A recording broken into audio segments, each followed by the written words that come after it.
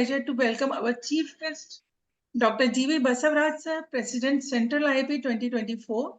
Our guest of honor, Dr. Anup Verma, sir, past National Vice President. Our speakers, panelists, and chairpersons, Dr. Shalini Bhasin, ma'am, Dr. Omesh Khurana, sir, Dr. Sangeeta Joshi, ma'am, Dr. Prankur, Dr. Ashwani Agarwal, sir, and Dr. Naresh Motwani, sir.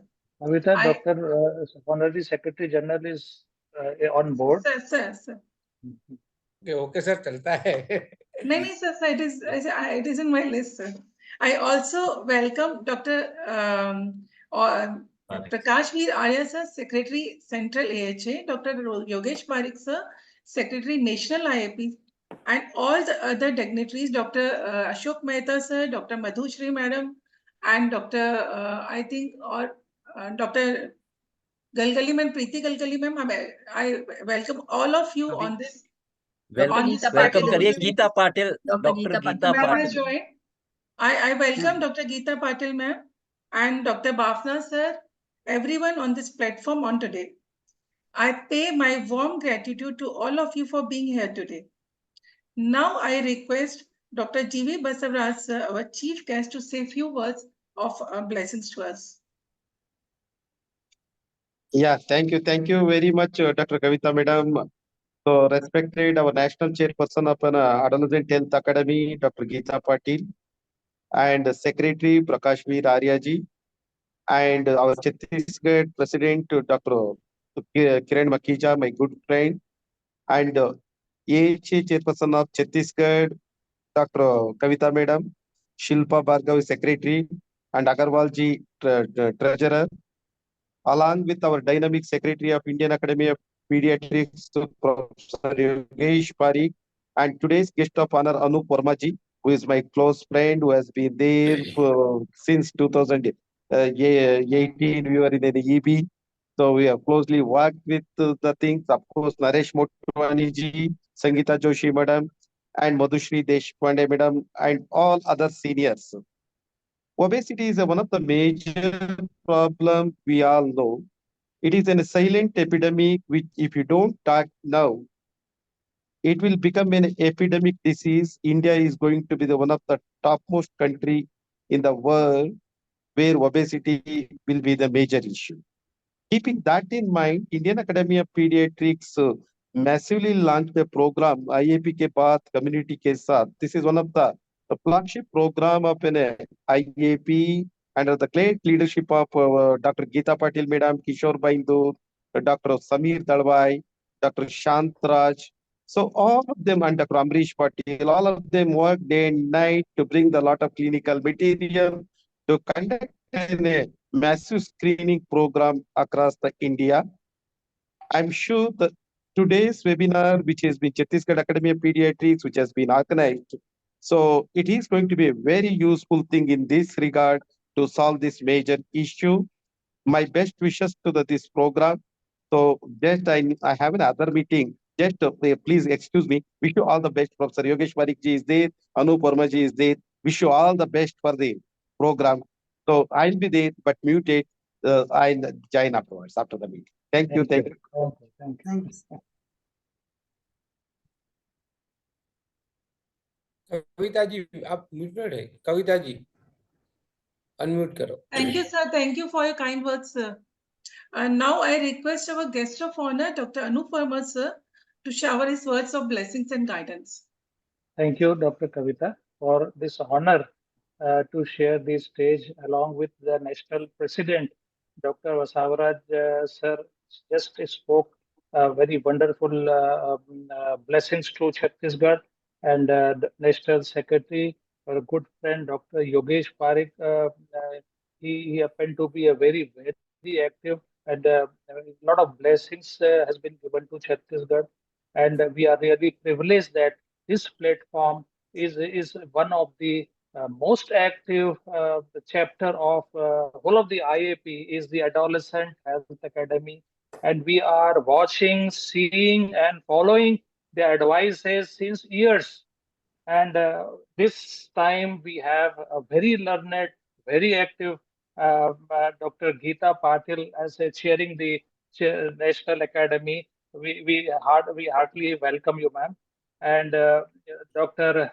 Prakash Veer are as a secretary of this vibrant chapter.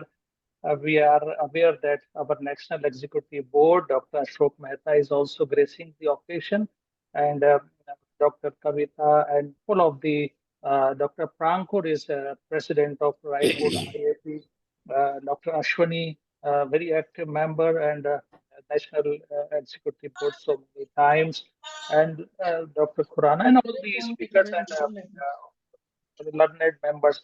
This is this particular issue of nutrition and obesity is a very pertinent topic has been chosen by the chapter, Chhattisgarh chapter, and hopefully the message which is going to be delivered will definitely be beneficial to all the office practitioners. And Dr. Kavita's tenure is full of activity, what we are seeing right from the inception as a chairperson of the Chhattisgarh branch, along with his active team as well. She is involving almost every district of Chhattisgarh. That is very important. Along with everybody, we feel involved in this chapter. Over to Dr. Kavita for further proceedings. Thank you. Thank you, sir. Thanks a lot for your kind words. Your guidance and your words means a lot to us. Now, I thank everyone who are present here, all the delegates, all the dignitaries, and with due permission of everyone, without making much delay, I would like to start the scientific session. Kavita. See, sir. Dr. Yogesh sir is here. Sir. Sir, Yogesh, sir, please, Sir, please go ahead. Best wishes for the program. Thank you for Dr. Kavita and Dr. Shilpa madam for inviting me, and Dr. Basavaraj sir, chief guest, Dr. Anupama ji, my dear friend, Dr. OK sir, Dr. Prakash Viraj sir, Dr. Geeta Patil madam, Preeti madam, and all Chhattisgarh branch, Ashwani Agarwal sir, Shalini madam, Sangeeta Joshi madam, Pankuri Pandey ji, Dr. Naresh Motwani sir. So all my dear friends, please go ahead without wasting much time. We have another meeting. So just now with the repeated message of Dr. Kavita, I am feeling so much. I'm blessed. I'm not attending the meeting. And I would like you to continue with the meeting. I will be there anytime. If we have no other meetings at the same time, we will be there with you. And thank you very much for invitation. Thank you. Thank you, sir. Thank you. Thank you so much. Respected Geeta ma'am, Prakash sir, may I continue? Yes. Okay. Thank you. Thank you, sir. Obesity is the new emerging hazard, a disease of this developing and changing world. It is the gift of modernization. It is also one of the agenda of Central IAP, IAP ke baat community ke saath. So when we all join hands together, then only we will be able to fight this disease. As I always believe that together we can make the miracles. So with this thought, today we have eminent speaker Dr. Shalini Bhasin ma'am with us to throw light on this very important topic, obesity, and what is new in the management. I request Dr. Ashwani Agarwal sir, I think he has joined now, to please chair this session with Madam's intro. Thank you, sir. Dr. Ashwani Agarwal sir. Thank you, Kavita. May I audible? Yes, sir, you are audible, sir. First of all, I am very thankful to Adolescent chapter of Chhattisgarh IAP as well as the Central IAP, as they have given chance me to chair the session. Very important topic of today's day-to-day adolescent health, that is the obesity and what is new about that. To highlight that, the eminent speaker from Lucknow, senior most pediatrician, Dr. Shalini Bhasin madam is here to throw light on the obesity in adolescent and what is new about that. She has a vast experience in the adolescent health, and she is more interested in the nutrition and developmental pediatrics as well as parental guidance and adolescent pediatrics. She was a executive board member of Central Adolescent Health Academy 2024, as well as President-elect of Lucknow Academy of Pediatrics, President-elect to 2024. She has vast experience of 34 years in the field of pediatrics. I welcome the madam to Chhattisgarh Academy of Adolescent Health from Chhattisgarh state branch also.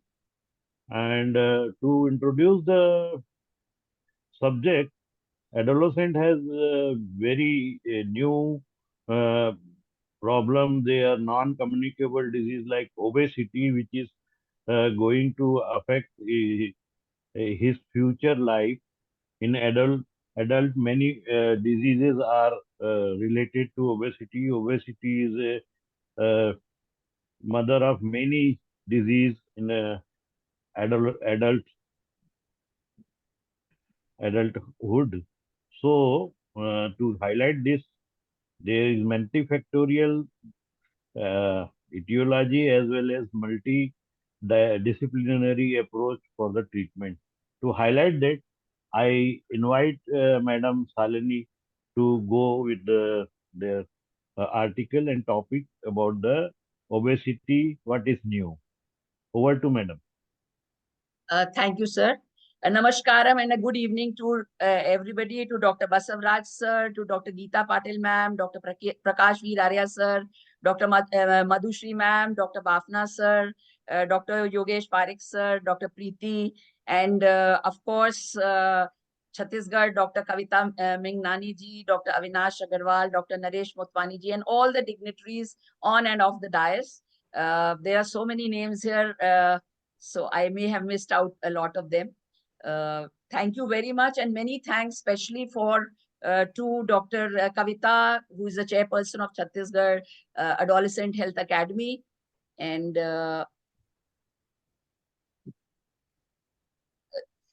so thank you very much for calling me and inviting me to conduct this talk and moderate the panel on a very important and burning topic of the day, that is obesity. So, if talking of obesity, the IAP in its revised guidelines mentioned the criteria by which children of different ages can be evaluated for obesity. But let us see, what is obesity? Pediatric obesity is a chronic disease characterized by excess or dysfunctional body fat, which impairs health, leading to long-term morbidity and early mortality. As we all are aware, BMI is the most used tool in clinical practice for screening, diagnosing, and grading overweight and obesity, and is measured by weight in kg divided by height squared in meters. Waist circumference is very important to be measured, and it should be routinely measured in all overweight and obese children and plotted on India-specific charts. Waist circumference, we see, is an important marker for identifying children with central adiposity who are at risk for developing metabolic syndrome. The children who are at risk for cardiometabolic, having a high cardiometabolic risk. So as I was mentioning, the IAP has in its revised guidelines as latest as December 2023, mentioned the criteria by which children of different ages can be evaluated for obesity. And if we see here, in the less than 5 years, we can use the WHO charts for weight for length. Here, the obesity is measured above the 3 standard deviation line and overweight between the 2nd and the 3rd standard deviation line. For the age of 5 to 18 years, the IAP BMI charts are used. Here again, overweight, if you see here, is measured between the 23rd, above the 23rd BMI mark, and obesity above the 27th kg per meter squared adult equivalent mark. It is very evident on the graph.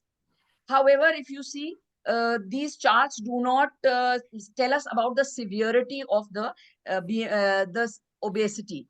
So IAP has said that class 2 obesity is there. I will just take a marker, take a minute.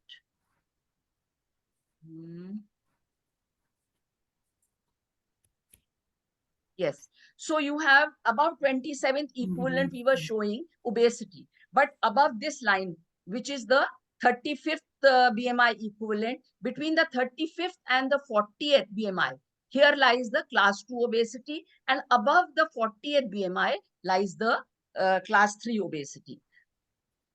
Waist circumference is very important because, as I mentioned earlier, it is to be routinely measured in all overweight and obese children and plotted in these graphs which are available now online.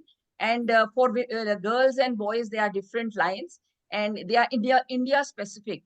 It is important to measure them because it is a key measure of the cardiometabolic risk. How do we measure them? Well, waist circumference is measured horizontally in a standing child just above the lateral border of the right ilium with a stretch resistant tape at the end of normal expiration. Before going any further, let's have a look at the gravity of the situation. As per the latest WHO data published in the year 2018, a 10-fold rise in obesity prevalence has been observed over the last 40 years. It has risen to 200 million. And on February 29th, 2024, just 2-3 months back, WHO made a statement that more than 1 billion people worldwide are obese. 650 million adults, 340 million adolescents, and 39 million children. This is too high a number to be ignored. For here, if we see in 2017, in talking of India, 14.4 million children were obese. This is the second highest rate in the world, only behind China. And the prevalence in the various studies for obesity runs from 2% to 24.6%, depending on the studies. Prevalence of overweight in the comprehensive National Nutrition Survey of 2016 and 18 in children between 5 to 9 and adolescents was 4% and 5% respectively. Though, as I showed earlier, there are a number of studies which are showing a much higher prevalence rate. So now, before going any further, let's have a look at the gravity of the situation we have seen. And now we see that there is an association between obesity in children and increased prevalence of cardiometabolic risk factors. And this is very well known. As per the recent figures published in the Lancet in 2022, global prevalence of metabolic syndrome is rapidly rising, particularly in the low and the middle income countries. And in India, Indian children 10 to 18 years, the prevalence of metabolic syndrome is 13.6% in overweight and 46.4% in obese. That means that almost half of our obese children are suffering from metabolic syndrome. So high time we as pediatricians woke up to it. Seeing obesity in adolescents, a high risk of persistence in adulthood is there. And these studies are showing that a majority of adults with obesity had a 50 to 85th BMI percentile as children. As in adults, pediatric obesity is also associated with a large number of comorbidities, which we all are aware of. Due to the serious implications of obesity in adolescents, effective treatments are urgently needed. Let us see the metabolic syndrome in Indian children. Well, in adults, it is diagnosed by the presence of at least 3 out of the 5 risk factors. That is central adiposity, elevated blood pressure, hyperglycemia, elevated triglycerides, and reduced HDL-C cholesterol. However, there is no consensus for definition of metabolic syndrome in children. As I mentioned earlier, the prevalence of metabolic syndrome is 46.4% in obese Indian children, adolescents. But to our rescue comes the International Diabetes Federation, which says that metabolic syndrome can be diagnosed in children 10 to 16 years of age with the following criteria. So they say that if the child has an abdominal obesity, which we measure by waist circumference, above the 90th percentile for age, gender, and ethnicity. However, in India, we get incidence of metabolic syndrome at a much lower BMI and waist circumference. So we take it as a worse waist circumference above the 70th percentile for screening. So a waist circumference above 70 percentile together with a raised triglyceride above 150, HDL cholesterol below 40, fasting blood glucose above 100, systolic BP above 130, and diastolic BP above 85. So if any two of these criteria together with a raised waist circumference is there, then that child is in trouble and we have to go further with it. The International Diabetes Federation, however, advocates the use of adult cutoffs for adolescents above 16 years of age. So for the adolescent population, below 16, we will use these criteria, and above 16, we will do the criteria which I mentioned earlier. Coming to comorbidities associated with obesity, as we mentioned earlier, we have dyslipidemia, pre-diabetes, and type 2 diabetes. We have non-alcoholic fatty liver disease, now called MASLD. It is amazing that it is the most common chronic liver disease with prevalence of as high as 34% in obese children. Hypertension is a known risk in obese child with a prevalence of 5 to 30%. Obstructive sleep apnea has a prevalence of 45%. PCOS in obese adolescent girls are at increased risk for developing it with a prevalence of 3 to 11%. Depression, well, 32% of these obese adolescents are at a higher risk as compared to non-obese children. Besides this, other comorbidities are there regarding the musculoskeletal disorders, idiopathic intracranial hemorrhage, gastroesophageal reflux. So what the question now comes that who are these obese children, or who are the children who need to be evaluated for these comorbidities? And again, the IAP comes up with guidelines to solve our problem. And it says that all obese children above 10 years, all obese children above 10 years, irrespective of risk factors, they have to be evaluated.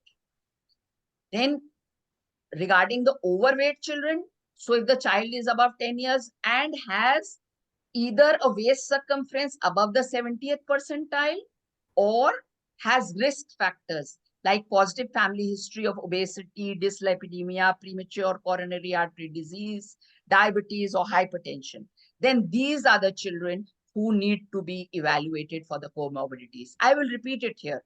All obese children above 10 years and all overweight children above the 70th percentile waist circumference or with risk factors. So let us do the screening for the comorbidities. What do we screen and how do we screen? I will be short due to paucity of time. Dyslipidemia, like in adults, we measure by a fasting lipid sample. For pre-diabetes and type 2 diabetes, fasting blood glucose or oral glucose challenge test. These are done. So either both of them should be positive or one of them should be positive 2 times.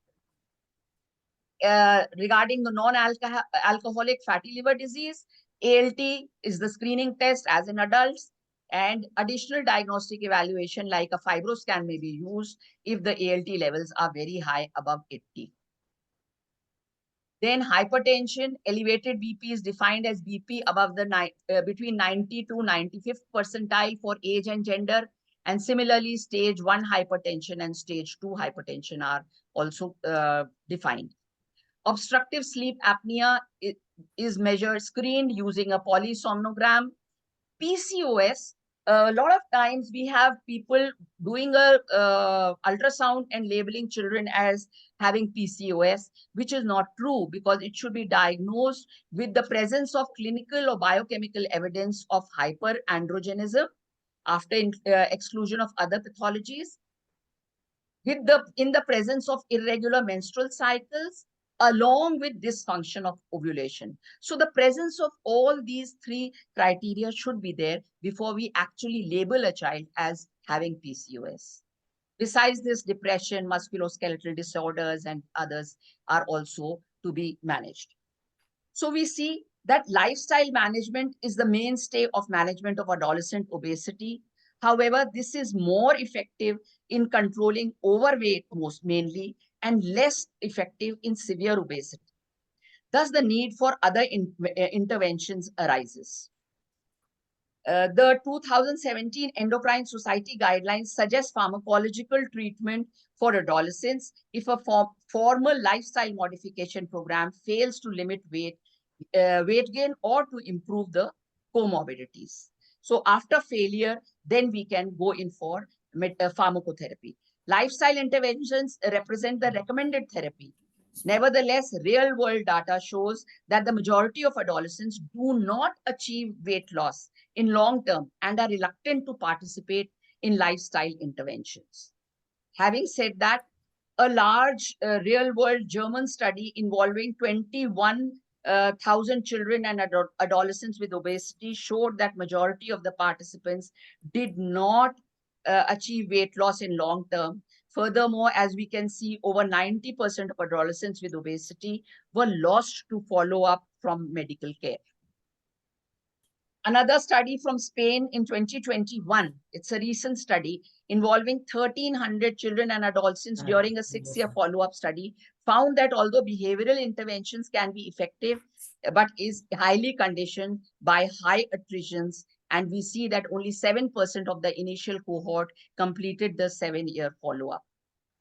Besides, severely obese adolescents are reluctant to participate in lifestyle intervention, and thus limited effect in extremely obese adolescents more than 10 years of age is there. Why do lifestyle interventions fail, as these studies are showing? That's a question. Because the lifestyle interventions actually engages with the external environment. Where the child is exposed to, whether it be physical activity, dietary modification, behavioral interventions. But it fails to address the internal environment or the metabolic adaptation physiology to weight loss.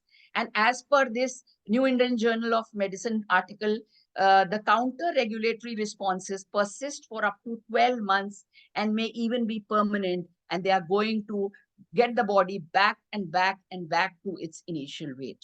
Therefore, effective and durable treatment approach will involve the combination of lifestyle modification therapy, which is primarily focused on training the individual on how to engage with the external environment, with medications which are primarily focused on altering the internal physiological environment. So, after failure of an intensive and formal lifestyle management program to reduce significant weight or ameliorate the comorbidities, we take the help of drugs to do so. Adjunct use of pharmacotherapy to a comprehensive lifestyle modification program may be recommended in adolescents above 12 years of age. But these adolescents would be either class 2 obesity with immediate or life-threatening comorbidities, or class 3 obesity with or without comorbidities. So we do not take it lightly. This will be used only in above 12 years old if the child is having grade 3 obesity, comorbidity or not, or class 2 obesity with immediate or life-threatening comorbidities. The drug therapy is termed ineffective if it fails to safely reduce BMI by 5% over 12 weeks of consistent use in proper dosage. So this is important. We are not going to continue to use it till we get a result. We are going to give it 12 weeks, that is not more than 3 months, and if have a reduction of BMI by at least 5%. As the drugs have a differential effect on different comorbidities, the choice often depends on the associated comorbidity profile. Drugs, remember, are not recommended as monotherapy and are always prescribed along with a comprehensive lifestyle modification program. In this regard, the results of the currently approved medications, Orlistat and liraglutide, have been promising. On April 2021, liraglutide became the first EMA-approved drug for the treatment of obesity in adolescents 12 to 17 years of age. Though it has a limited effect in the sense that there is a need for daily subcutaneous injections and the rebound weight gain after stopping therapy is there. So it is important to have the lifestyle management done first and then think of using this. In the largest pediatric trial, including 539 adolescents, children were randomized to either Orlistat 120 milligram or placebo 3 times daily over 52 weeks. And at the end of the trial, BMI had decreased by 0.55 standard deviation with Orlistat and increased by 0.3 in placebo group. Mark you, this is not the BMI, but this is the standard deviation. So a smaller standard deviation actually reflects in a very high BMI level.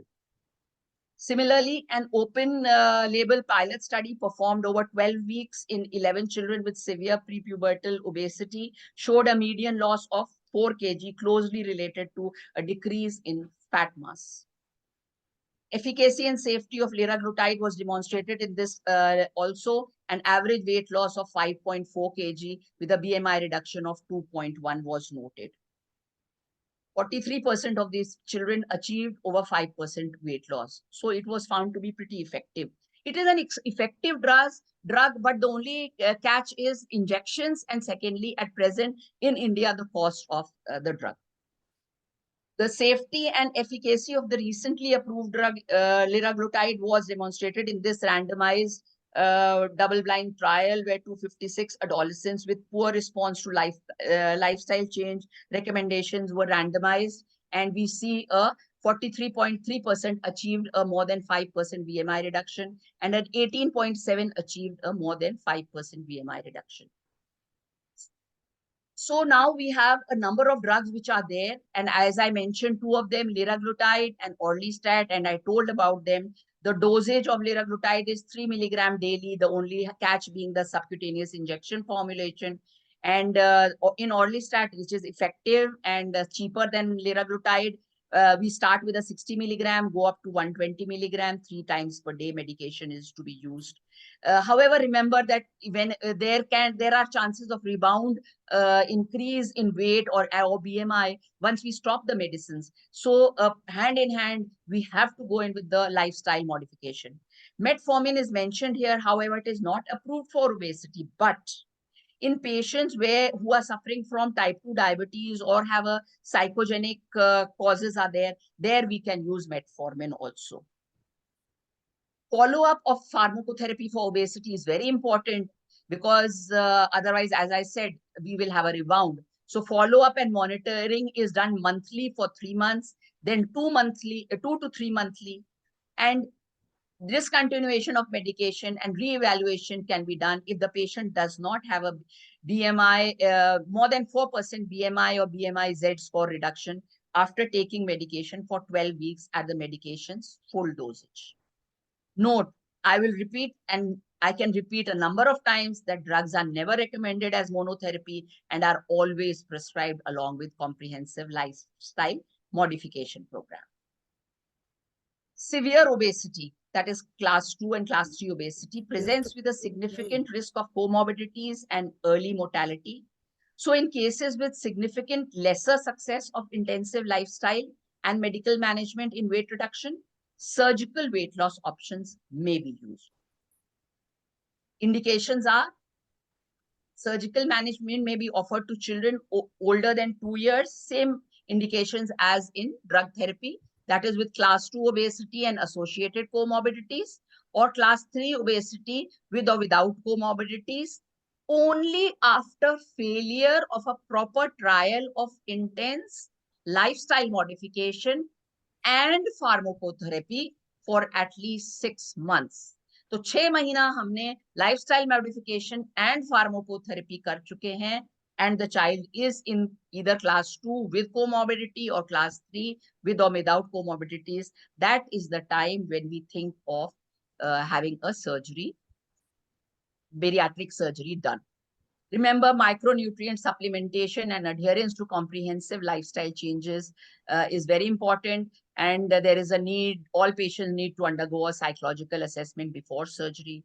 Remember, surgery is contraindicated in the presence of a treatable cause of obesity, substance abuse, chronic medical illness, psychiatric illness, cognitive state that impairs compliance to post-operative regime, and inability to comprehend the risk or benefit of surgery. So we will not do it. So our today's talk and our today's panel discussion is restricted to the exogenous causes of obesity. But if we have red flag signs, which we will discuss in the panel discussion, then we will not go in for this and we will cure the cause.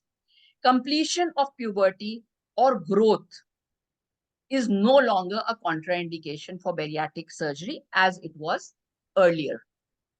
So sleeve gastrectomy is the more commonly used, simpler procedure and is associated with a fewer complications.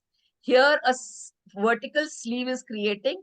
We resect most of the greater curvature of the stomach and result in a smaller tubular stomach that has reduced capacity. So this is basically the surgery which is done. Second is the Roux-en-Y gastrojejunostomy. And here we create, here we have a small proximal here. Gastric pouch is created at the lesser curvature and we have a gastrojejunostomy done. So food will travel down this path and we have a bypassed a portion of the stomach which will produce the juices and all, and the juices will come down here, the green path which you are seeing, and it will join here with a jejunojejunostomy. So this is the basic surgery which is done, the two surgeries.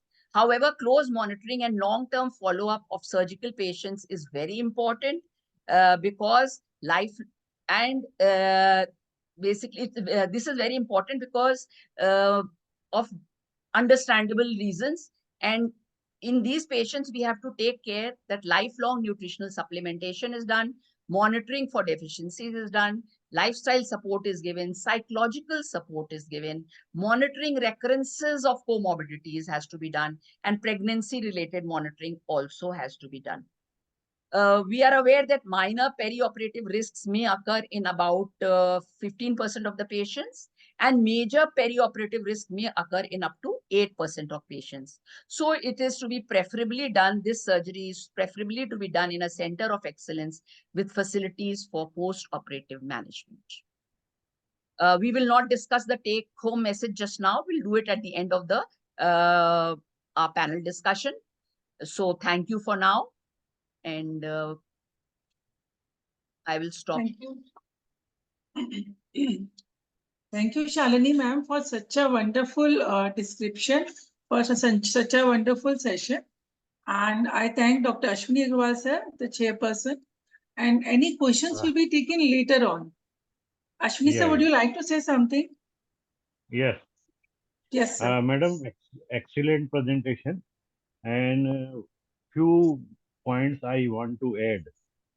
In a recent meta study in Indian scenario, they found that the obesity is more prevalent in the working mother group.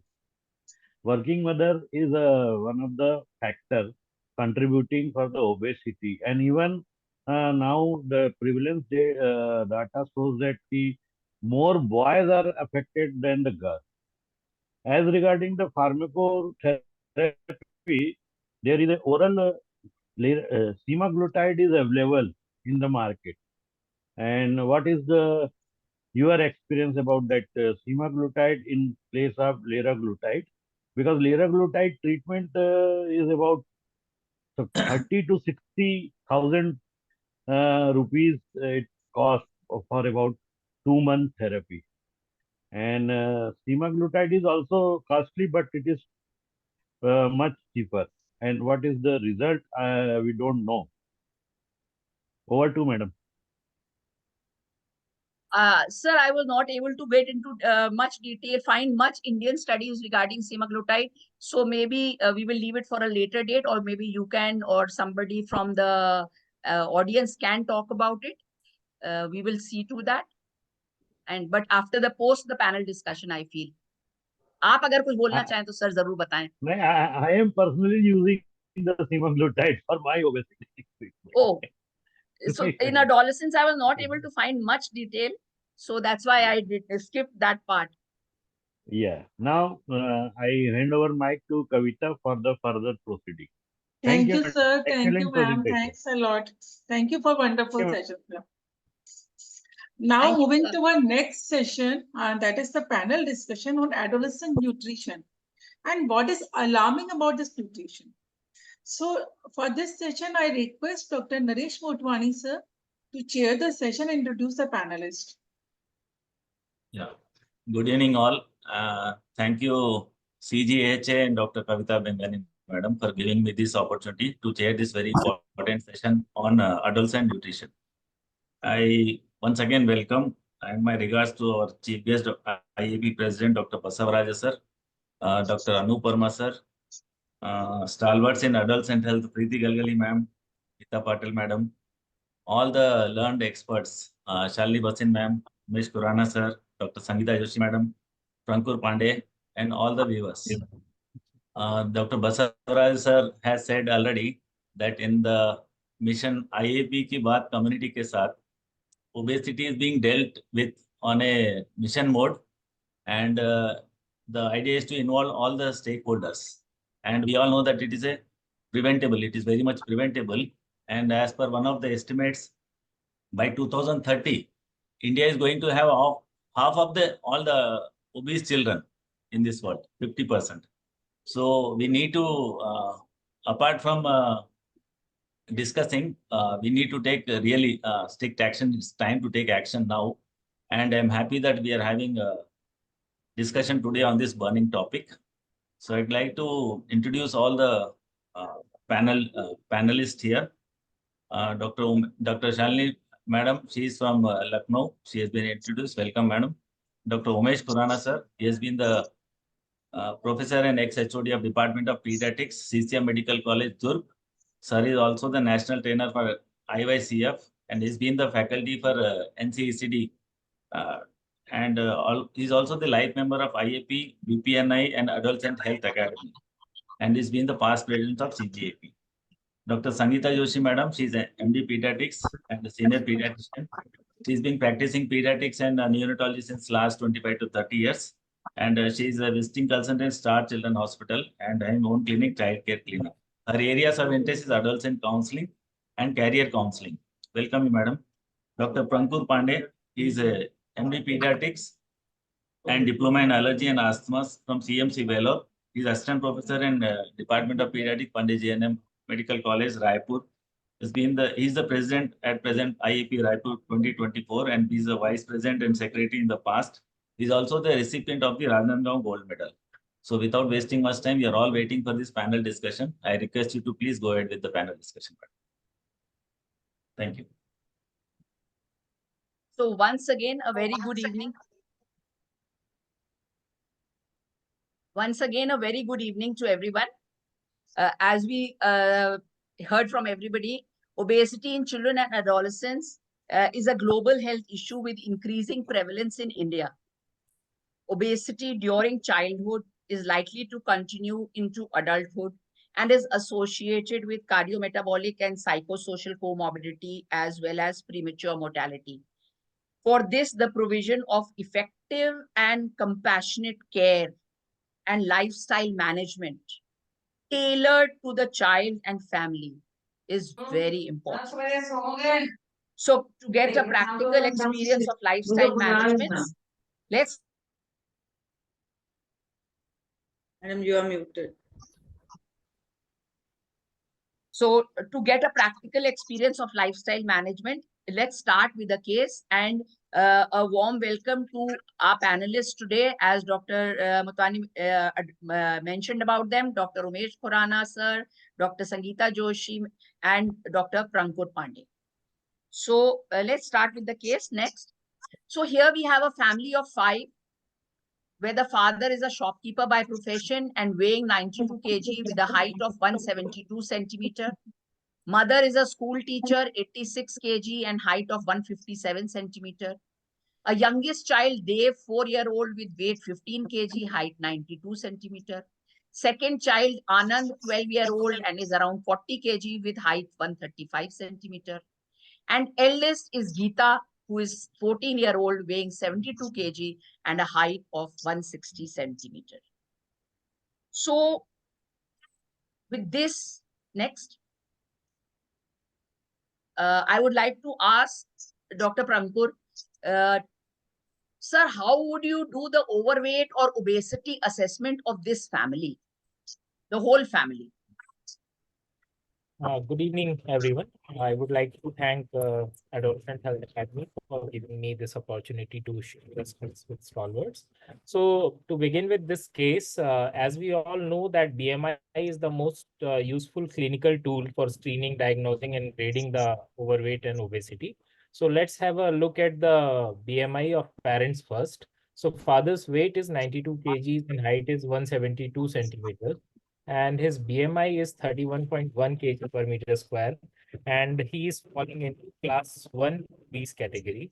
Similarly, mother has a weight of 86 kgs and height of 157 centimeters, and she also with a BMI of 32 falls into class 1 obese category.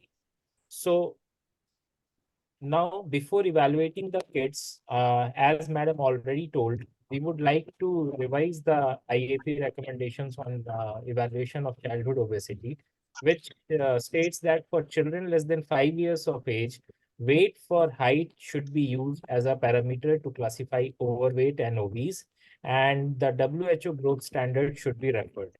And if a child has a weight for height more than 2 standard deviation but less than 3 plus standard deviation, he should be classified as overweight. And a child who has a weight of more than equal to 3 standard deviation should be classified as obese under 5 years of age.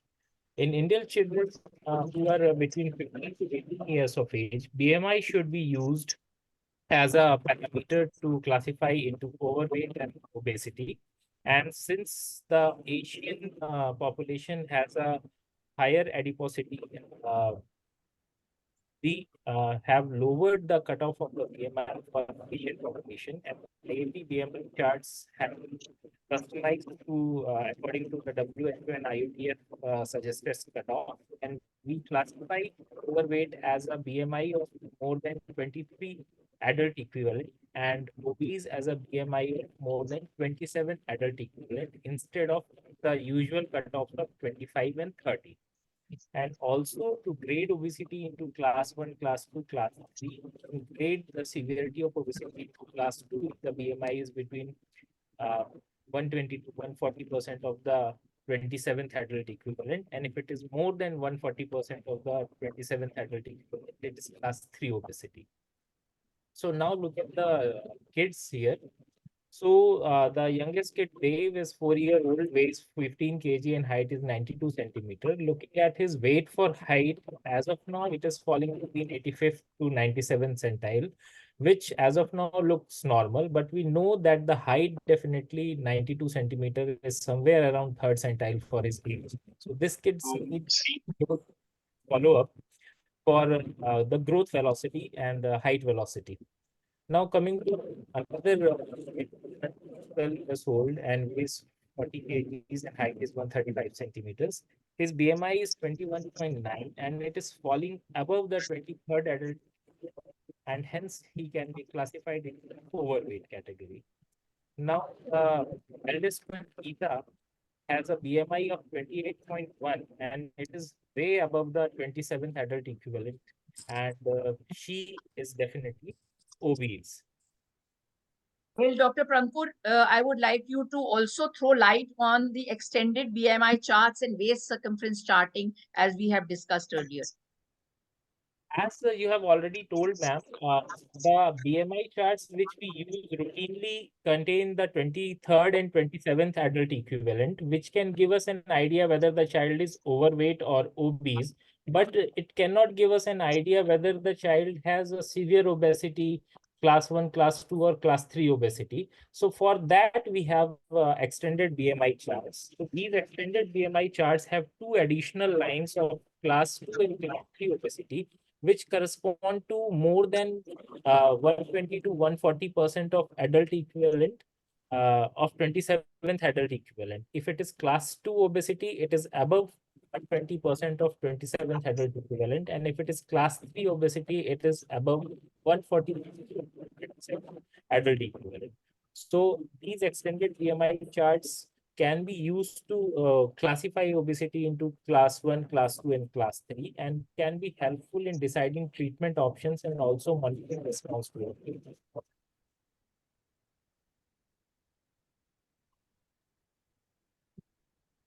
Also, the waist circumference, whenever a child has been classified into obese or overweight category based upon BMI, since we all know that BMI alone is not a good measure of adiposity. That means it is not telling us about the amount of dysfunctional fat a child is having.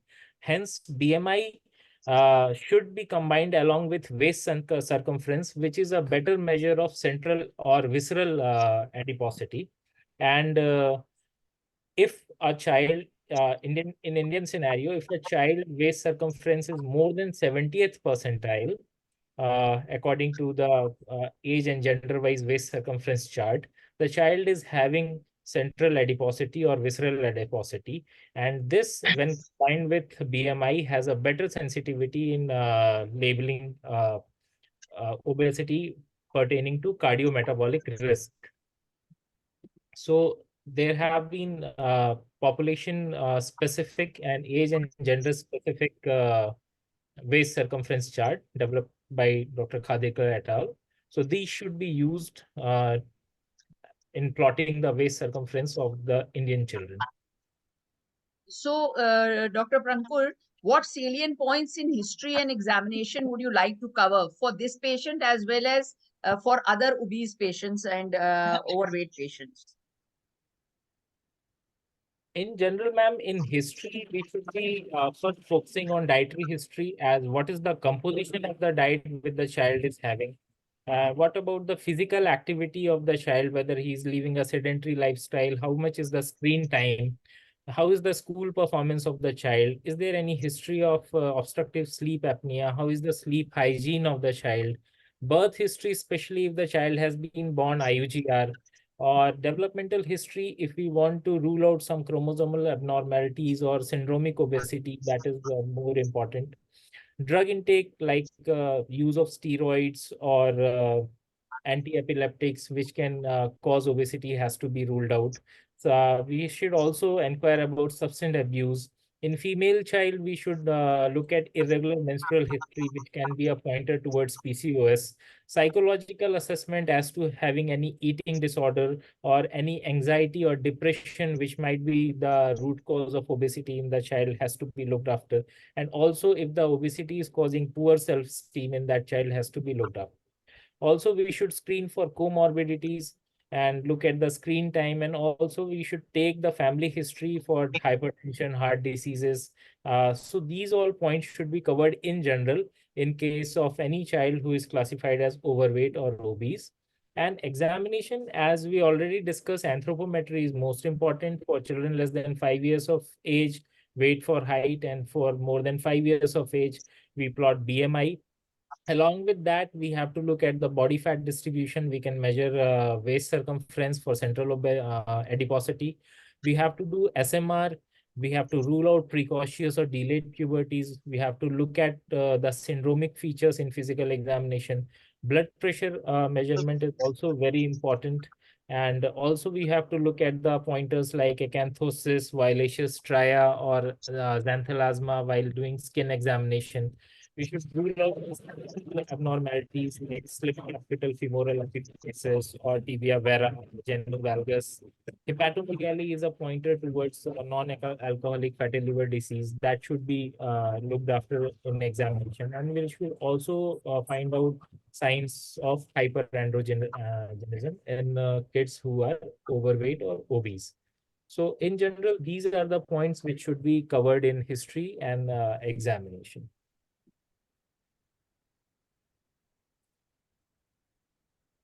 I think this is your case. In this, Geeta was 14 years, weight 72 kg, height 160 centimeter. You found some features in this child. What did you find? This classified as obese, has a irregular menstrual cycle. SMR is stage 5. Blood pressure is normal for age, but she has acanthosis, nape of the neck, muscles, the soft hepatomegaly. So all these are pointers towards metabolic syndrome, and definitely should be evaluated for the associated comorbidities and metabolic syndrome, and also PCOS should be evaluated.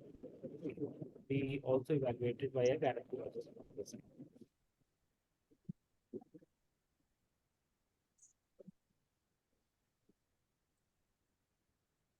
You said you found some significant history in this family. What was that?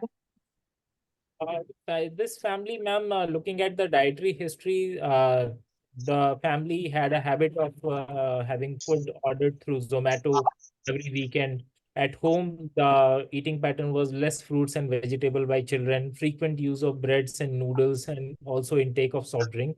Screen time was more than 3 to 4 hours in children. Physical activity by parents was occasional, and hence for kids also it was occasional, only at school. Sleep pattern was irregular because of late night screen use. It was less, around 5 to 6 hours. Also, parents were working. There were lack of playing area around house. School stresses are more on academics, and also the personal mobiles of kid lead to contributory increase in screen time. There was also availability of junk food at home through all online food ordering apps. So overall, these environment related to home, community, and school are promoting weight gain and are not conducive for weight loss. So overall, this family has a obesogenic environment, and they are living in a obesogenic environment. So today we are covering basically exogenous obesity. But what are the red flags which we must look for to understand that this is pathological obesity and not just exogenous?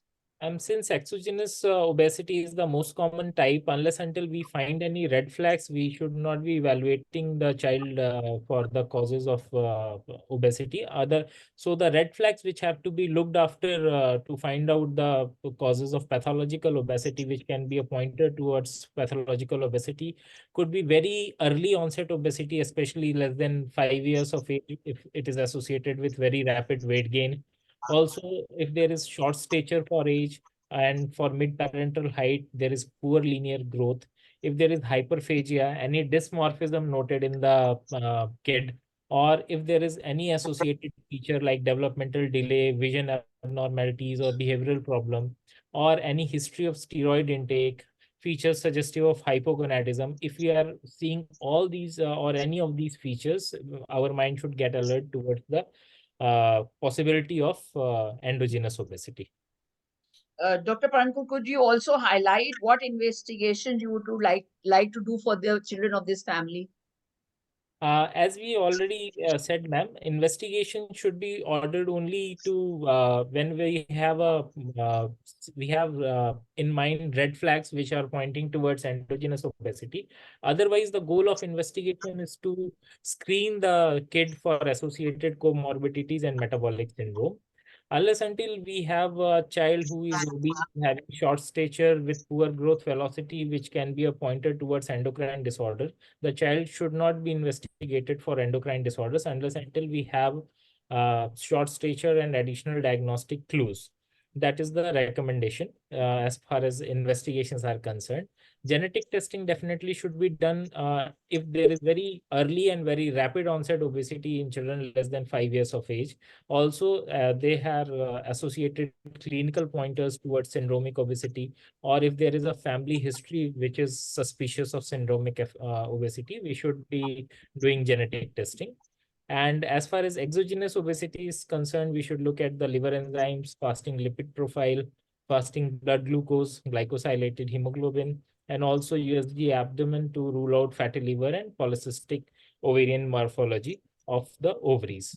Since all these children are more prone towards dyslipidemia, type 2 diabetes, and as you already told, around 34% of them are prone to having non-alcoholic fatty liver disease. So they should be definitely evaluated for comorbidities and metabolic syndrome. Thank you, Dr. Prankur. So now we have diagnosed the family to be having an obesogenic environment, and a large number of the family members are in the overweight or obese segment. We would like to start their lifestyle management.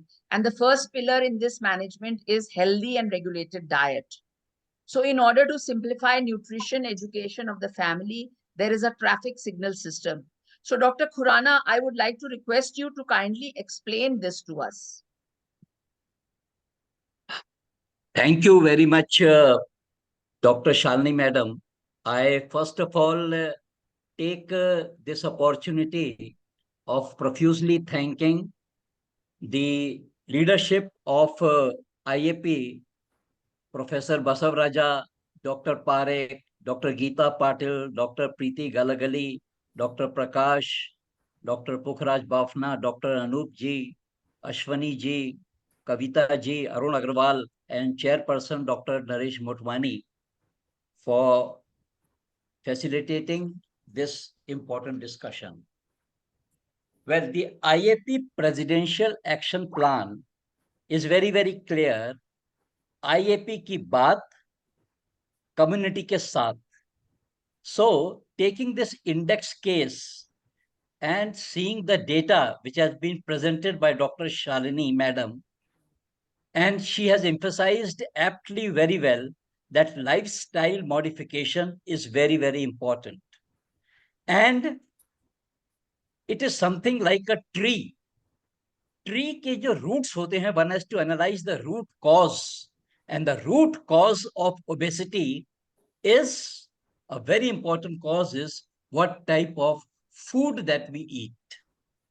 This is a very popular NOVA food classification where food is classified on the basis of the colors of traffic signals.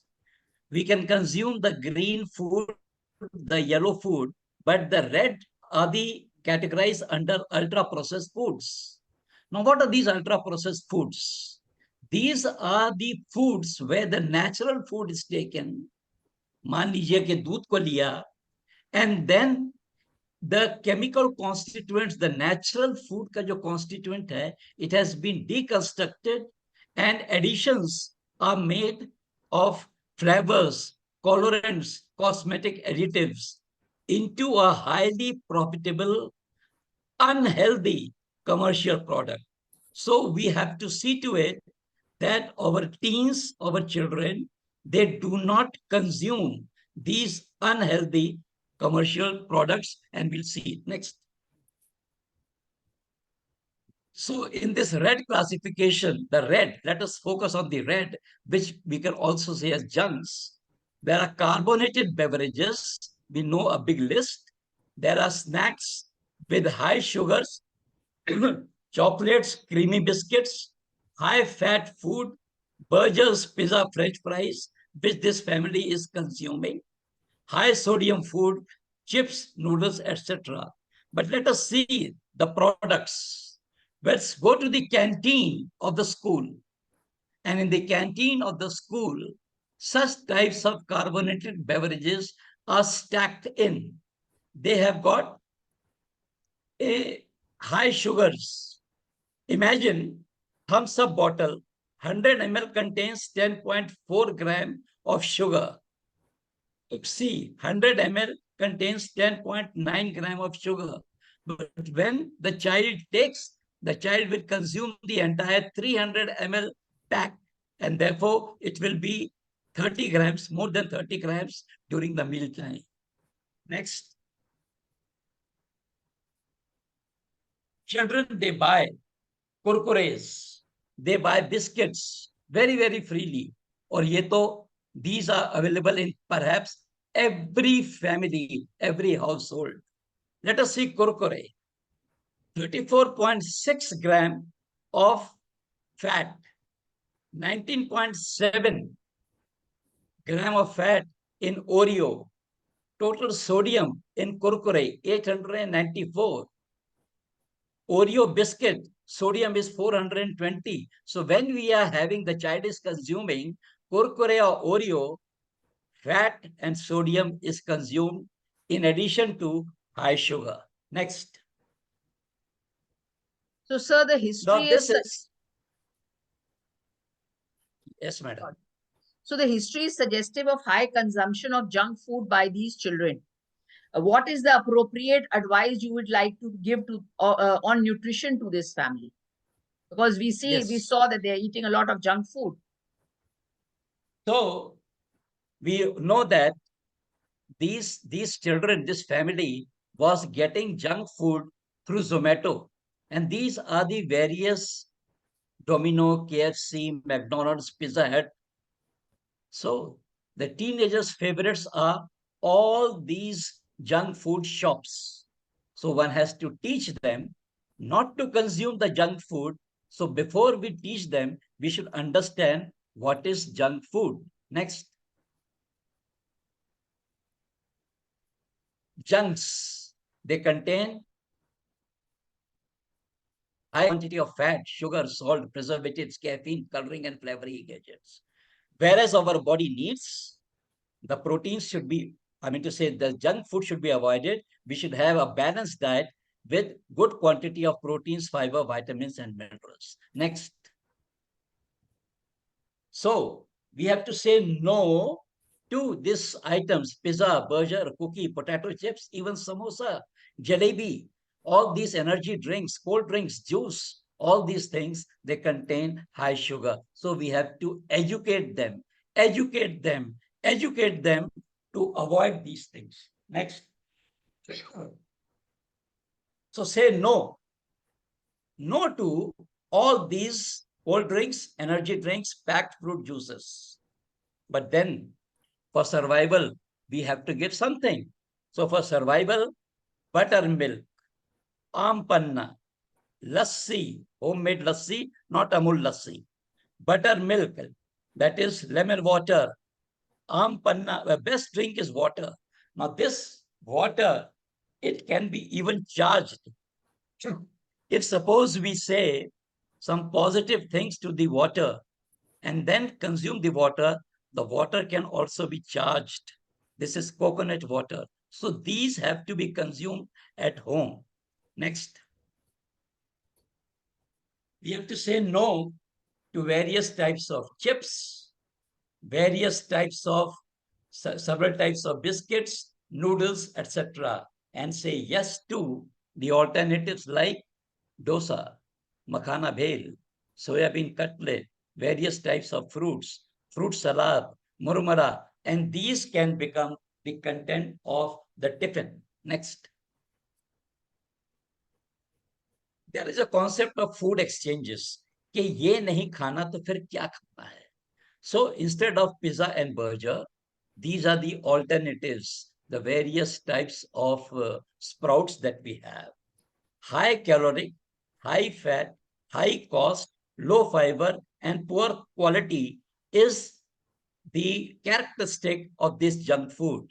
Instead, the family should have low caloric, low cost, low fat, high fiber, high quality food. Next. Instead of these combo packs, one can have these chickpeas, this salad, again, low caloric, low caste, low fat, high fiber, and high quality. Next. One should have these low calorie, various types of soups. Next. And each child in the school has to be taught about this food pyramid. And remember, in the food pyramid, one has to talk more and more about consumption of water. Water, then green leafy vegetables, then other colored vegetables, then fruits, beans, legumes, then cereals, and then later on there can be sometimes non-veg or milk products, and on the tip is, just on the tip is a sugary item. Next. we have to fight childhood obesity. Why fight? We have to first prevent it by 5-2-1-0 strategy. And this has to become a habit, everyday habit. 5 servings of fruits and vegetables every day. Less than 2 hours of screen time every day. 1 hour of physical activity every day. And 0 sugar sweetened beverages. Next. It is a good rule that the plate, the thali, 50%, the adi thali, should be having fruits and vegetables, and the remaining should have high protein stuff, high protein diet, chapati, and some dairy product, and plenty of water. Next. So there is a growing tendency, Dr. Khurana, of the youngsters to keep eating packaged food. What advice would you like to give to this family with respect to the value of studying the food labels before making healthy food choices? Thank you, madam. Next, please. So each food item that is available in the market, it has on its back a food label. So these food labels, in it, it is very clearly mentioned what about the fat, what about the sugars which are contained, what is the sodium content. All these things are available, it is the data is available. But what is the problem is, we are not reading this data because that is not our habit, and we are not making healthy choices. So we have to read the nutrition information label every time we go to the market. Next. Now, if we see this label, if you see, it is mentioned here, atta is 53% wheat flour. But the question is, what is rest? Rest can be, say, malt extract, other items. There can be palm oil, which is not good for health. There can be various types of preservatives, 280, 281, 200, and several types of these preservatives and of antioxidants. They cause cancer. So one has to make a healthy choice after seeing these labels. Next. And even one has to rethink about samosa. So you see, I was coming in a flight, and when I saw this label, I was shocked. A Punjabi samosa, 560 calories, and then it is made in the market using trans fat, or iske andar hai maida. So we have got options. We can rethink about samosa and can have healthy snacks. Next. Biscuits may be junk food too. Various types of creamy biscuits you see here, high calories, high sugar, high fat, maida, and then this is the brand Sunfeast glucose biscuit. All these contents are very, very high. The fat should never be more than 10 gram%. Next. Well, this is the latest ad of Amul drinks. Latest ad, and this is Amul Lassi. Amul Lassi has got very, very high sugar levels. And therefore, before going in for Amul Lassi, please usko dekhiye, kyunki ye ad mein, there are various types of flavors which have been marketed. Amul Lassi has very high sugar. Next. Energy drinks. So teenagers are now having energy drinks. Now these contain caffeine. The dose of caffeine is less than 2.5 milligram per kg per day. A 50 kg will have around 125 milligram per day. But then each 60 ml of this, it contains more 100 milligram of this caffeine. So in these energy, there is high sugar and there is caffeine also. And there is sadly no legal regulation to declare the amount of caffeine. So this is also causing problems. Next. So in addition to the healthy nutrition, Dr. Khurana, would you like to advise any other changes in the lifestyles of the family? Of course, I'll be asking in detail Dr. Sangeeta Joshi about it, but in short, if you could tell us what other Yes, precautions can be taken. actually, lifestyle, that means we have to go into the playgrounds. This sedentary lifestyle has to be replaced by play areas. Next. ज़्यादा खेलना है. Next. Next slide.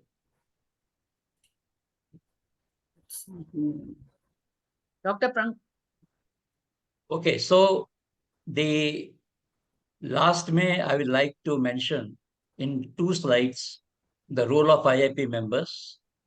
Well, obesity is a major public health problem. On an individual basis, it is fine. But unless and until एक बच्चे को हम पढ़ाएंगे नहीं, तो ये ओबेसिटी प्रिवेंट नहीं होगी. और आईएपी का ये बहुत ही अच्छा इनिशिएटिव है आईएपी की बात कम्युनिटी के साथ, because 50 to 70% of obese children will transform into obese adults. If you want to prevent it, we have to start teaching in the schools. Next. If you want that diabetes should not take place in the teenagers, then next. We can have this already modules are available. SSS program, which takes care of all these things, and the school education and exercise, sleep, and everything is in this module. This module is continued even this year also, and one can register through the website. Next. So besides dietary advice, which we have got, Dr. Sangeeta Joshi, what other advice would you like to give to this family for managing their obesity? We would like to hear your... Yeah. Good evening, everyone. Am I audible? Yes, ma'am. Yeah. So first of all, I would like to thank CGAHA. And as we know, exercise is an integral part of obesity management, and it's very important. Moderate to severe exercise for 1 hour per day is what is recommended, and idea is to shed calories. If we talk, we assume that if we lose 1 kg per week, then it would be a good deal. And for that, we need to shed 7,000 calories. That means per day, we have to shed 1,000 calories. So 500 we can shed by restricting our food, and 500 by doing exercise. So there are many types of exercises. Amongst isotonic exercises, there can be brisk walking, running, swimming, cycling, playing outdoors, jogging, dance, or football. Yoga and pranayam, they are also very good options as they help to calm the brain. Surya Namaskar, it stretches whole body. Then along with it, resistant exercises, 20 minutes a day, thrice a week is recommended, but under supervision. These exercises help in muscle strengthening, but mind you, jumping and weight training for adolescents up to 16-17 years should be avoided for a risk of slipped capital femoral epiphysis. Then certain precautions are to be taken. There should be a gradual increase in strengthening exercises. Don't be in hurry. It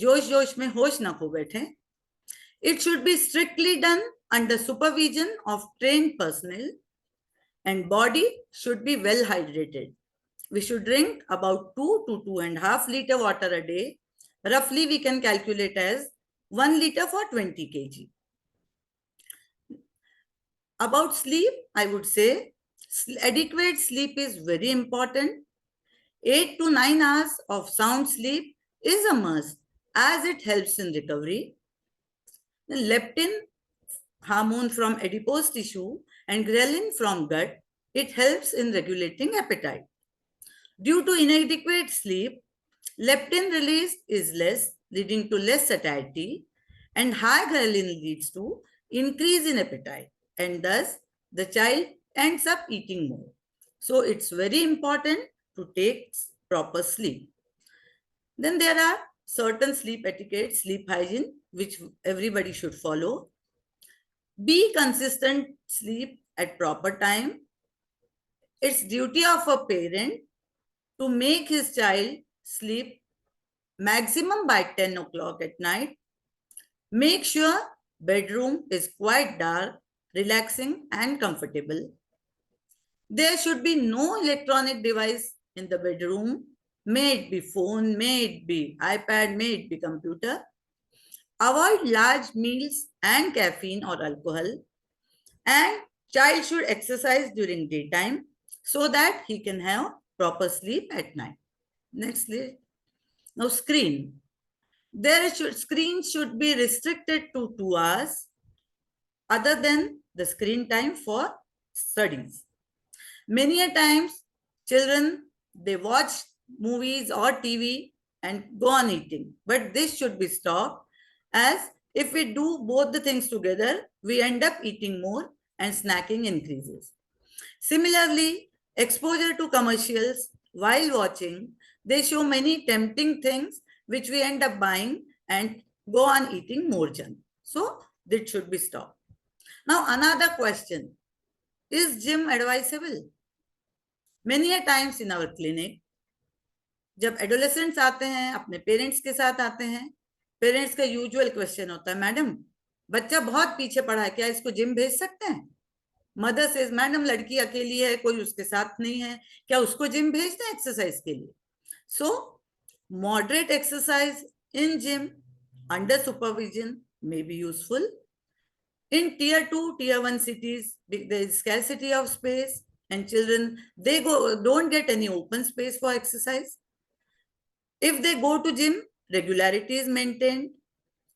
Children get more motivated while doing workout in a group rather than doing alone.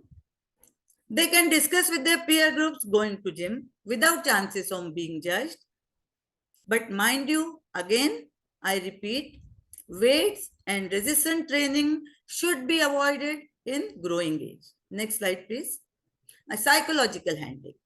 Body image is an integral part of an adolescent. Just imagine, जब भी कोई बच्ची हमारे पास है, मे भी लड़का या ज्यादा कॉमनली लड़कियां जब आती हैं क्लिनिक में, other than their routine complaints, उनके बहुत क्वेरीज होती, मैडम मेरी स्किन बहुत टैन हो रही है, कोई क्रीम बताएंगी? मेरे बाल इतने फ्रिजी हो रहे हैं, मैडम ये पिंपल्स हर समय आ जाते हैं. So she is very much worried about her body image. But because of obesity, there is a negative body image. Girls or boys, they go in depression. They have low self-esteem. They prefer staying alone rather than mixing with people. They have more inclination towards virtual world, and there is increase in screen time. There is school absenteeism leading to poor school performance. There is poor relationship with peer bullying, and we may get many behavioral eating disorders like anorexia nervosa, bulimia nervosa, binge eating, NES, that is night eating syndrome, and so on. Next slide. So advice. So every parent should be taught to cultivate good habits like reading habits in their children. But mind you, they should do what they preach. Meditation is a good option. Regular exercise must be done. They should be taught to spend time with nature. Weekly family outing to spend time with nature rather sitting in front of Buddhu Baksa is very essential. It helps to improve interpersonal relationship. In extreme cases, if we don't get benefit with these measures, we may need behavioral therapy. Here comes role of psychologists and counselors along with pediatricians. Cognitive behavioral intervention may be needed, and individual and family behavioral intervention, including reinforcement, internal personal therapy may help. Next slide. So, Dr. Sangeeta Joshi, how would you like to guide the obese adolescent about the latest fads that they are seeing? Their friends are telling them कि ये वाले dieting कर लो, and using sugar replacements and active use of gym. What advice would you give them, and how would you guide them? Because they are all eager to lose the weight which they have gained.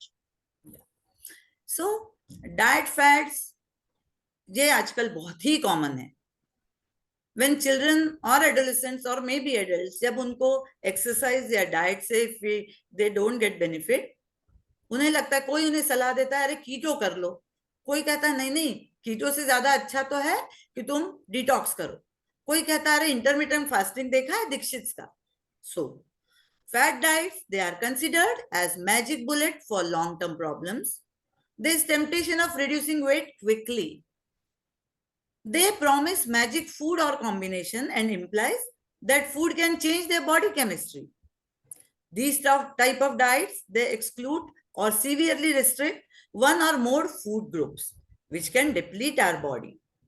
They have rigid rules that focus on weight. There is no scientific basis and they can't sustain long. There is detrimental effect in chronic diseases and various nutrient deficiencies. They start manifesting like fatigue, dehydration, constipation. So such diets are highly to be discouraged. Just to name few various fat diets, they may be Atkins diet, keto, paleo, Mediterranean, vegan diet, and so on. But no diet is beneficial, as already covered. They include missing food groups, nutritionally inadequate, promote short-term changes. There is maintenance issues, detrimental for those with chronic diseases, inconsistent scientific evidence, rapid weight loss, and absence of physical activity. So these diets should be highly discouraged. Now, if we talk about intermittent fasting, though there is no restriction of any food, but it's more about absence of food for a certain time, followed by normal eating. It may be alternate day fasting, periodic fasting, or time restrictive fasting. But in adolescents, fasting is not advocated at all. It may lead to lack of concentration and various symptoms like chakkar, and also it should be avoided. Regarding detox, it helps in weight loss by eliminating high calorie, low nutrition food and by reducing water weight. Next. Now about fast food and junks. Dr. Khurana has very well explained. I will just mention that it is associated with abdominal obesity and is overweight due to extremely high energy density of these foods. So should be banned. Now regarding sugar replacement diet, sugar, it should not be used. Diet Coke is very popular amongst youngsters, but it is full of hollow calories. They claim zero sugar, but they include artificial sweetener like aspartame, which is likely to cause carcinogenic effect. Caffeine contributes to dehydration and can be very addictive. Next slide. Now, many gym trainers, they advocate protein supplements, maybe either protein shakes or protein powder or anything. So it's a new trend of taking protein supplements, which come in lot of different forms, whey protein to plant-based variety, from unflavored to highly flavored. But synthetic proteins, they may lead to loss of appetite. They are bitter in taste. They may cause diarrhea and they have detrimental effects on kidney and liver. So rather we can advise for homemade protein bar, which contain nut seeds, makhana, quinoa, or maybe millet sometime. Next, please. Regarding motivational interviewing, as we know, adolescent age is the age of experimentation and transition from childhood to adult and at times rebellious. We must take patients' permission rather than giving them advices. We should ask about their goals and what are their plans. Encourage them to come with their health goals of losing weight. Help them to create their own SMART goals. We should be supporter and not a preacher. Next slide, please. Being non-judgmental and empathetic will open the conversation and create positive, safe space for patient. Assessment should not be just visual. BMI and waist circumference documentation is a must. Look for comorbidity and treat accordingly. Thorough history is must. Advice to be given is weight loss should be gradual, not hurried. Set achievable, realistic goals and set clear expectation from the very beginning.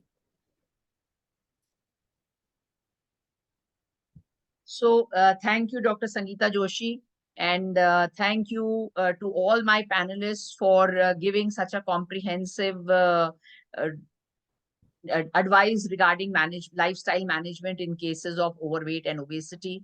I will, in short, talk of what we have been talking, and that is that Pediatricians should recognize and treat pediatric obesity as a chronic disease. What we are dealing mainly is exogenous obesity. In Indian children under 5 years, we have to use the weight for height WHO charts. For the 5 to 18 years, we use the IAP BMI scores. Waist circumference is should be routinely measured in all overweight and obese children, as we know that it is a key measure for cardiometabolic risk. Then routine evaluation of for endocrine cause is only recommended in short and obese children, other diagnostic clues. And all obese children above 10 years should be evaluated for comorbidities, and prevention and management of childhood obesity is primarily based on lifestyle management, which is healthy diet, physical exercise, reduction in screen time, and quality sleep. The prevention and management of pediatric obesity requires a multimodal staged approach involving a lot of people, and seeing the morbidity and the mortality of and the poor control of obesity, it is better to prevent it during childhood than land up with obesity later on in life and into the adulthood. With that, I would like to thank everybody for being with us, and I think we have finished in time. And special thanks to Chhattisgarh Adolescent Health Academy for bringing forth this such an important topic. I think, yes, we can. Thank you, Shalini Madam, and all the panelists for comprehensive coverage of prevention of obesity with a special mention of diet, exercise, and screen time. And we have few questions, Madam. One question is, what is the role of serum insulin level if acanthosis is present? You would like to answer, Dr. Prankur?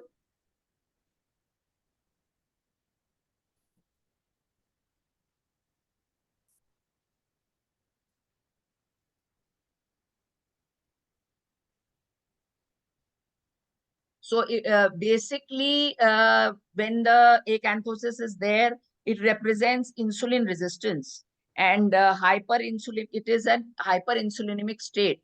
So that is basically the importance. Next question is, Dr. B.B. Agarwal asking, we have talked about 2 to 10-year-old obese children with or without risk factors. What about the workup of 2 to 10-year-old overweight children with risk factors? Yeah, I think we mentioned it in the slide also, that just like smaller children who are obese, children who are not adolescents, but they are either obese with risk factors, then they also must be covered just like obese children without risk factors. And so they must be worked up. Yes, this is a very, very relevant and a very, very nice question. That the food, the ultra-processed food and all those things, overweight, ka genesis even starts even less than 5 years of age. And it has been estimated that around 7 to 8% of children, we generally think that under 5 children are malnourished, underweight. But now the trend is changing. There are children who are having overweight also. And therefore, this philosophy of the right food, you can see children, they are having cold drinks at home. They are having various types of biscuits, Oreo and all those things. So the story has to start from even at an earlier age. Nice question, yes. One question is, how about lassi? Isn't it junk? That has been mentioned already. You add sugar to it, and that's why छाछ is better. And बच्चे के तो दूध में भी थोड़ा सा चीनी डालते हैं, तो आदत नहीं होनी चाहिए शुगर की. Added sugars we are not supposed to give. The upper limit is 25 grams. So if we add limited amount, 1 spoon, 5 grams, okay. But if we have to put 5 spoons in one lassi, what about the rest of the day? So it is basically how much sugar you are adding. One last question, madam. How will you complete protein intake with a vegetarian diet? Khurana, sir. So for protein intake, now it is first of all, the concept that vegetarian diet से क्या काम हो सकता है? जी हाँ, हो सकता है. मतलब ऐसा ठीक है कि because majority of our patients they are vegetarian. So the question is just कि उसमें we have to be have a follow the scientific approach. That means there are various types of foods. Say example जैसे pulses हैं, pulses के सिवाय soya products. Now these soya products जो है कि they very good preparations can be made, and it contains good quantity of protein. It contains good quantity of protein. And I mean to say sometimes जो है कि chickpeas and all those things. So what is important is कि food का जो content है, उस content को पढ़ के accordingly जो tailor करना पड़ेगा उसकी requirement का. And vegetarian diets are also possible. They are also possible. Paneer hai, milk products hai. There are many things which can be definitely tailored and which can be given. And of course, जहाँ पर permission है, वहाँ पर egg also is a source of albumin. Yeah. So Also I just wanted to say something. combination foods like we have in India, dal chawal. Unmute करो ना. Like we have combination foods, dal chawal and things like that, which we are already there in our Indian. That is yes, the combination of dal and chawal is to take care of the limiting amino acids. Exactly. So that एक amino मतलब किसी में amino है because हमको सब amino acid देने हैं. तो सर हमारा ये कहना है सर, Khurana sir, I want to speak something. Like we sure, have welcome. Yeah, there are a lot of children Welcome, with acanthosis nigricans. Like I've started going to the gym, swimming pool now. Most are obese, youngsters, adolescents. You know, when I was studying obesity and all these things, the hyperinsulinemia per se comes in the way of weight loss because insulin itself is an anabolic hormone. And where we keep on talking of sugar, but you talk of chickpeas, you talk of rice, you talk of gehu, you talk of anything. Everything has a carb, and carb is hyperinsulinemia. And they've got a high glycemic index. So we have to give something which provides protein of a good quality so that we are able to finish macros of 30%. And that is very difficult with the diet, and that is coming in the way of this. And second thing is the lifestyle. हमारा बच्चा 15 घंटे खाली मानसिक काम करता है. सुबह 7 बजे से उठ के उसका पापा मम्मी दौड़ा के उसको स्कूल भेज देते हैं. आने के बाद जल्दी जल्दी खिलाते हैं, फिर ट्यूशन भेज देते हैं. उसके बाद माँ का ट्यूशन का और स्कूल का होमवर्क करने के बाद the child doesn't have a time for physical activity. And we very well know that we are stressed like this, we like more sugar. Any stress, ask for sugar or a carbohydrate drink. So there needs to be a lifestyle modification. Tuition time kam karke, me time jo ground mein milta tha bachcho ko milna band ho gaya. That is the main reason and societal problem for obesity. Ashok मेरे को ये कहना है इसमें बस कि हमको जो है जो भी sort of A scientific knowledge है, ज्ञान है, वॉट एवर इट इज है, इसको हमको उसकी फैमिली तक पहुंचाना है. There is a gap. Means we know it but the patients और the families they don't know, and they also don't know the relationship. That means कि आज जो गड़बड़ खाना खाओगे, ओवरवेट होगा, कल को कोरोनरी हार्ट डिजीज होगा. तो एक पूरा इक्वेशन हमको थोड़ा मतलब इसको बार बार एजुकेट करना है of the consequences. And you are right Ashok, one has to classify the carbs, low glycemic and high glycemic. तो फिर मतलब ये it all requires sort of a frequent बोलते रहना एजुकेशन. सर ये सर इसके लिए ना मिलेट्स का entry would be a good option जिसे हमें प्रमोट करना चाहिए, जिसमें हमको प्रोटीन इंटेक भी अच्छा मिलेगा, ग्लाइसेमिक इंडेक्स भी कम होगा. Millets and seeds is a good source for vegetarians. Yes, exactly. I've been studying millets for long, Kavita. And the only thing is that it is a very cumbersome cooking. You have to soak it in water for 8 hours, then clean it and cook it, and it is absolutely very tasteless. और लंबे समय तक अच्छा नहीं लगता है. So millets is not tasteless. It's very tasty. Hello, you need to know how to cook it. Ashok, इसमें मैं अपने घर का एक्सपीरियंस बता रहा हूँ. घर का एक्सपीरियंस बता रहा हूँ कि हम मिलेट्स को हमारे घर में हम मिलेट्स को यूज करते हैं, और हम अपने मिलेट्स को जो है कि खाने में जो है कि थोड़ा सा उसमें कुछ कंपोनेंट मिलाते हैं, मतलब पूरा नहीं, 15%, 20% थोड़ा थोड़ा मिला के, तो इट इज पॉसिबल। वो जो है millets is a very good option, और हमको इसको जो लेना चाहिए। सब चीज So समझ में we आ गया। should promote millets. We have a lot of Yes. good recipes.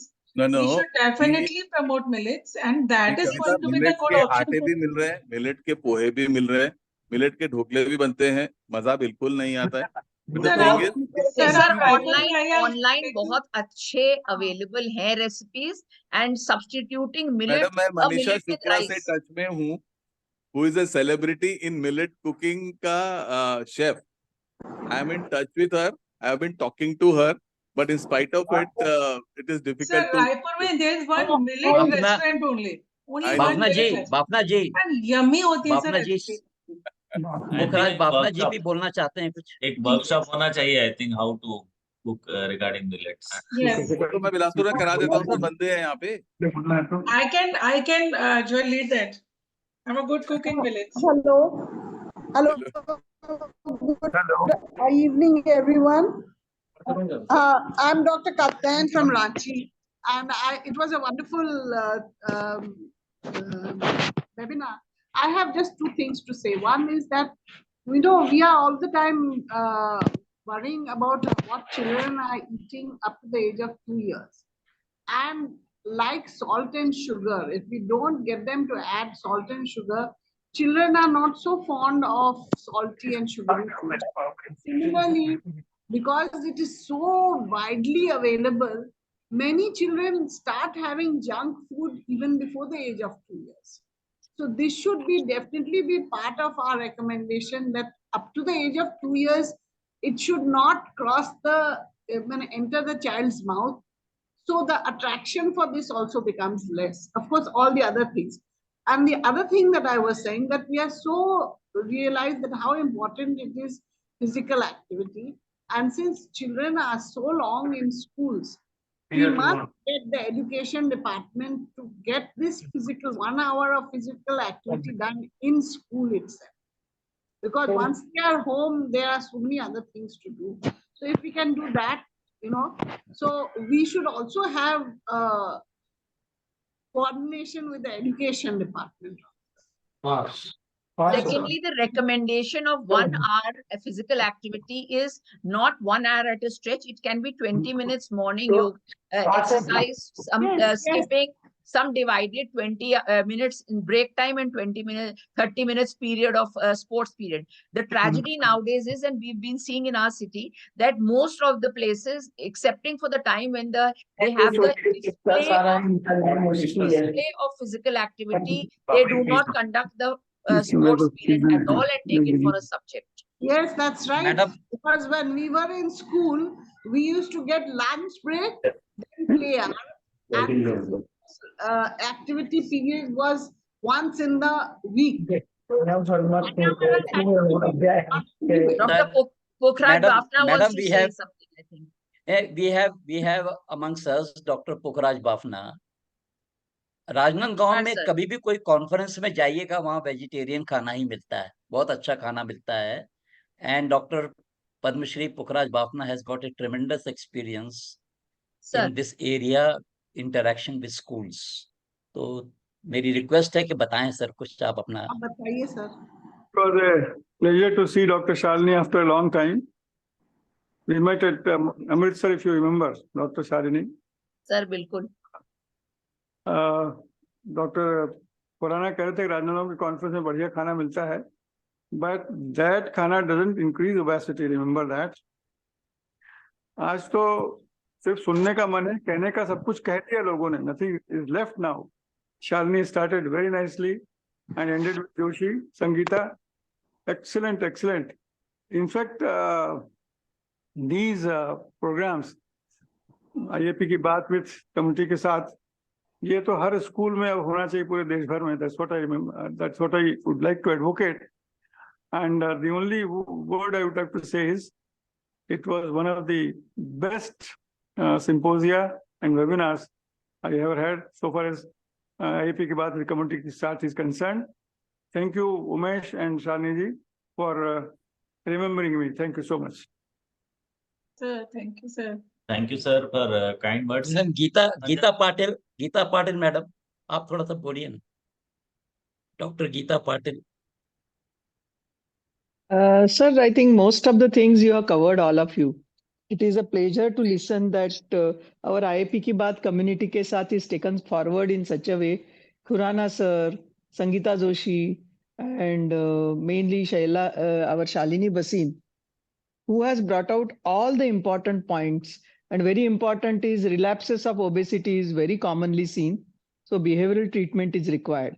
Adolescent eating habit. We know so much about the nutrition. Do we tell them? Because there are so many things are there. Adolescent behavior comes in the way. Peer pressure comes in the way. They like the taste, smell, texture of the food. You have seen most of the adolescents first take the photo of that food, what they are going to eat. And after that, they start eating. That is a new style nowadays. So everywhere that is called as dietetics, application of our knowledge. It doesn't go only to the dietitian. We also have to learn few things. We know the calories, proteins, but many of the adolescents compromise their nutrition because they have to do a lot of activities, curricular, extracurricular activities. And a very important point is brought out is that front of package labeling. If you start, I think Khurana sir told about that. So front of package labeling is a very important thing to have a healthy diet habits.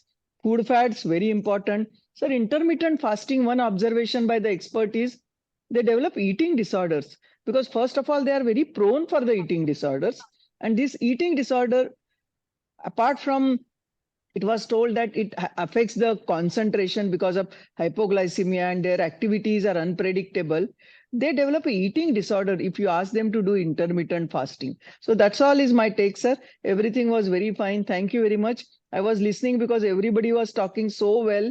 Thank you, Shalini madam, to bring out everything precisely in this short time. I think you have covered everything from theoretical to the practical. Thank you all the panelists. Thank you, Geeta Patil madam and Pukhraj Bapna sir. Your word means a lot, ma'am. I think the topic was comprehensively covered and we are running short of time. And I think there's a time for closure now. So I would like to thank moderator Dr. Shalini Bhasin madam and all our experts, Dr. Omesh Khurana sir, Dr. Sangeeta Joshi and Dr. Prankur Pandey. And now thank you once again CGAHA for giving me this opportunity. Over to Dr. Kavita Rangani madam. So thank you, sir. So after this entire discussion, what I understand the take-home message is that it is the high time when our adolescents must understand the importance of right lifestyle. And I think everything is covered in this just one sentence. And as pediatricians and adolescent healthcare takers, we owe the responsibility to make them aware about the hazards of a modern lifestyle and dietary habits. And we can succeed only when we all join hands together. And as the program is going under IAP Ki Baat community ke saath, the Triple S program, which was started by Dr. Omesh sir. So we need to continue this program all through in the community, in the schools, everywhere. Then only I think we can succeed. So with this note, I would like to thank each and everyone present here. I would especially thank, first of all, the most important thanks is that the session was completed on time. This is the biggest thing. Thank you, everyone. Thanks all the leaders of IAP and AHA, Dr. G.V. Basaraj sir, respected Dr. Yogesh sir, Dr. Geeta Patil ma'am, thank you. Dr. Prakash Veer Arya sir, very much thank you. Dr. Anup Verma sir, Preeti Galgali madam, Madhushri madam, Ashok Mehta sir, Dr. A.P. Fasawant sir, Dr. Bafna sir, and Dr. Arun Agarwal sir, and each and everyone presented. A special thanks to all the speakers, the panelists, and the chairpersons. With this note, I thank the session here. Stop the session here. Thank you. Thank you. Thank you, everybody, for being there. Thank you. Thanks, everyone, for your nice words and wonderful sessions. We can conclude here, I suppose.